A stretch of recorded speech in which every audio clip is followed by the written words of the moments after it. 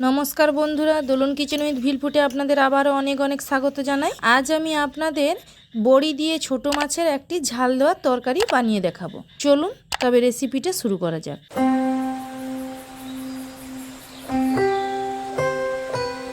দেখুন বন্ধুরা, আমি এখানে মৌরলা মাছ নিয়ে নিয়েছি। বন্ধুরা, এখন তো বর্ষায় চারিদিকে জলে ভর্তি, সেই জলের ধারে এই মাছগুলো উঠেছিল, আমি এগুলোকে ধরেছি। একদম পুকুরের টাটকা তাজা মাছ। এটাই আমি আপনাদের আজকে বানিয়ে একটি রেসিপি বানিয়ে দেখাবো। দেখুন বন্ধুরা, মাছগুলো আমি ছাড়িয়ে নিচ্ছি। ছোটো মাছ ছাড়াতে একটু সময় লাগে, কিন্তু খেতে খুব ভালো। এই জন্য ছোটো মাছ একটু ধৈর্য ধরে সময় ধরে এই মাছগুলো বেছে নিতে হবে। বন্ধুরা, আমার ভিডিওটি একদম স্কিপ করবেন না, প্রথম থেকে শেষ পর্যন্ত দেখবেন।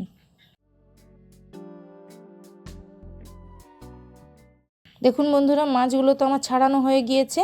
একদম ভালো করে ধুয়ে পরিষ্কার করে ধুয়ে নিয়ে চলে এসেছি। এবারে মাছগুলো আমি নুন এবং হলুদ মাখিয়ে দিচ্ছি।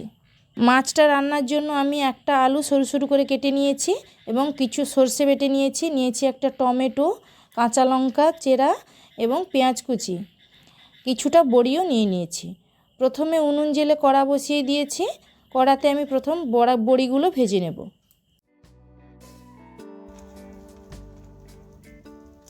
প্রথমে আমি শুকনো কড়ায় বড়িগুলো দিয়েছিলাম, তারপরে আমি তেলটা দিয়ে দিলাম। বড়িগুলো লাল লাল করে ভেজে নেব। চ্যানেলে যদি নতুন হয়ে থাকেন চ্যানেলটিকে অবশ্যই সাবস্ক্রাইব করবেন। ভিডিওটি ভালো লেগে থাকলে অবশ্যই একটা লাইক করবেন, কমেন্ট করবেন এবং শেয়ার করে দেবেন।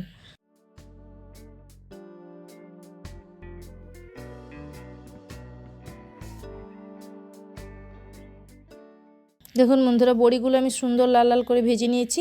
এবারে ওই কড়ায় আরও কিছুটা তেল দিয়ে মাছগুলো ভেজে নিচ্ছি।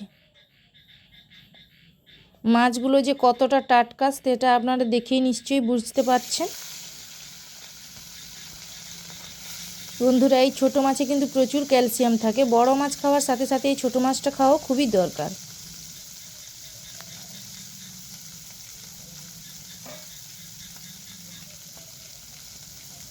আমি যেহেতু এই ছোটো মাছের ঝাল চচ্চড়ি বানাবো, সেই জন্য মাছগুলো কিন্তু খুব কড়া করে ভাজিনি, হালকা করেই ভেজে নিয়েছি। কারণ বেশি ভাজলে মাছগুলো শক্ত হয়ে যাবে, খেতে ভালো লাগবে না। সেই জন্য মাছগুলো আমি হালকা লাল লাল করেই ভেজে নিয়েছি। সব মাছগুলো আমার ভাজা হয়ে গিয়েছে। এবারে ওই কড়ার মধ্যে আরও কিছুটা তেল দিয়ে আমি আলুগুলো প্রথমে ভেজে নিচ্ছি। ঢাকনা দিয়ে আমি আলুগুলো ভেজে নেব, যাতে তাড়াতাড়ি সেদ্ধ হয়ে যায়।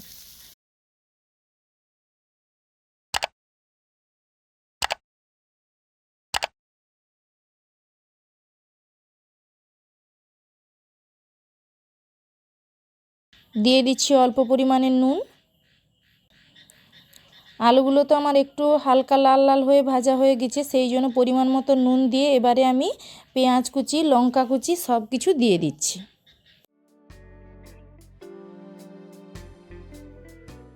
পেঁয়াজ লঙ্কা কুচি দিয়ে হালকা নাড়াচাড়া করে নিয়েছি। আবারও কিছুক্ষণের জন্য ঢাকনা দিয়ে দিলাম।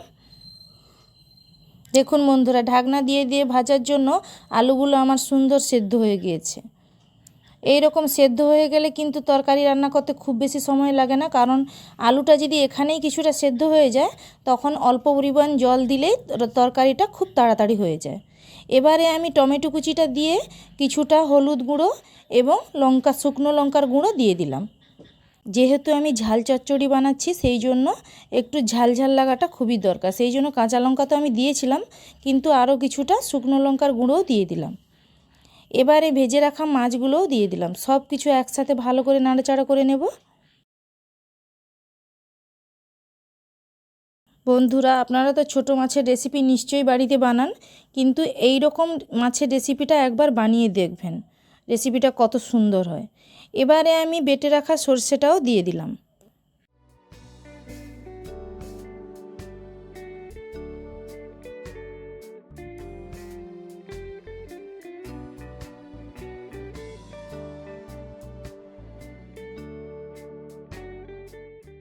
এবারে আমি ভালো করে নাড়াচাড়া করা হয়ে গিয়েছে। এবারে দিয়ে দিচ্ছি পরিমাণ মতো জল।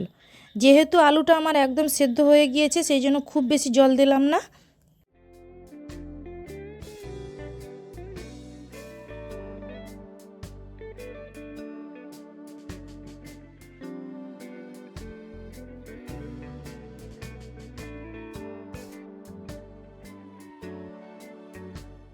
এবারে তরকারিটা আমি আরও সামান্য কিছুক্ষণের জন্য ঢাকা দিয়ে দিলাম, যাতে তার তরকারিটা তাড়াতাড়ি ফুটে ওঠে। দেখুন বন্ধুরা, তরকারিটা আমার কি সুন্দর ফুটে উঠেছে। এবারে তরকারিটা তো আমার হয়ে এসেছে। এবারে সব শেষে ভেজে রাখা বড়িগুলো হাত দিয়ে একটু ভেঙে ভেঙে ফেলে দিলাম। আপনারা তরকারি রান্নার সময় বড়ি দিলে সব সময় রান্নার নামানোর কিছুক্ষণ আগেই বড়িটা দেবেন। দেখুন বন্ধুরা, আলুটা আমার একদম সেদ্ধ হয়ে গেছে, তার মানে রান্নাটা আমার একদম হয়ে গিয়েছে। এবারে তরকারিটা আমি ঢেলে নেব। তাহলে বন্ধুরা, আমার এই মাছের ঝাল চচ্চড়ি বানানোটা কেমন লেগেছে অবশ্যই কমেন্টে জানাবেন।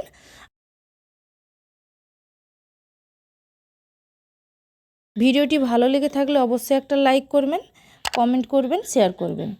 চ্যানেলে যদি নতুন হয়ে থাকেন চ্যানেলটিকে অবশ্যই সাবস্ক্রাইব করবেন। নমস্কার, দেখা হচ্ছে পরের ভিডিওতে।